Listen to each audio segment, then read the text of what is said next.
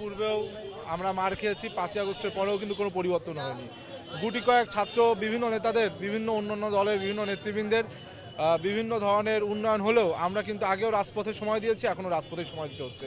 আগে রাজপথে সময় দিয়েছি ফ্যাসিবাদকে বিতাড়িত করার জন্য, এখন রাজপথে সময় দিতে হচ্ছে আগামীতে যেন একটি জবাবদিহিমূলক সরকার প্রতিষ্ঠা হয় এই জন্য।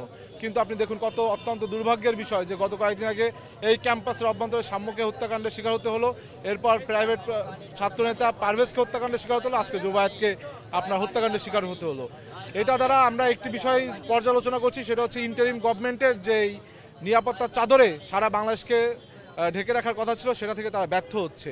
এই জন্য আমরা আজকের এখান থেকে আহ্বান জানাবো অতি দ্রুত একটি জবাবদিহিমূলক সরকারের আওতায় ক্ষমতা হস্তান্তরের মাধ্যমে অর্থাৎ একটি জাতীয় নির্বাচনের মাধ্যমে জবাবদিহিমূলক সরকার প্রতিষ্ঠার মাধ্যমে বাংলাদেশকে নিরাপত্তা প্রদানের যা যা করণীয় সেটা করতে হবে। নতুবা এই যে আমাদের বারংবার বিভিন্ন হত্যাকাণ্ডের শিকার হচ্ছে এবং বারংবার তারা নিরাপদ প্রদানে ব্যর্থ হচ্ছে, এই ব্যর্থতার দায় স্বীকার করে নিয়ে আমার মনে হয় যে ইন্টারিম গভর্নমেন্টকে অতি দ্রুত একটি জাতীয় নির্বাচনের আয়োজন করা প্রয়োজন। এবং আমরা বাংলাদেশ জাতীয়তাবাদী ছাত্রদল যতক্ষণ না, আপনারা দেখেছেন পূর্বেও সাম্য হত্যাকাণ্ডের বিচার আমরা এখনও পাইনি, পারভেজ হত্যাকাণ্ডের বিচার এখনও হয়নি। সুতরাং আমরা মনে করছি যে এই জুবায়ের হত্যাকাণ্ডের বিচারও হয়তো বা আমরা এই পোস্ট 5 আগস্টে পাবো না। সুতরাং আমরা চাই যে অতি দ্রুত যারা জড়িত তাদেরকে বিচারের আওতায় এনে, আইনের আওতায় এনে তাদের যেন যথাযথ বিচারের ব্যবস্থা করা হয়।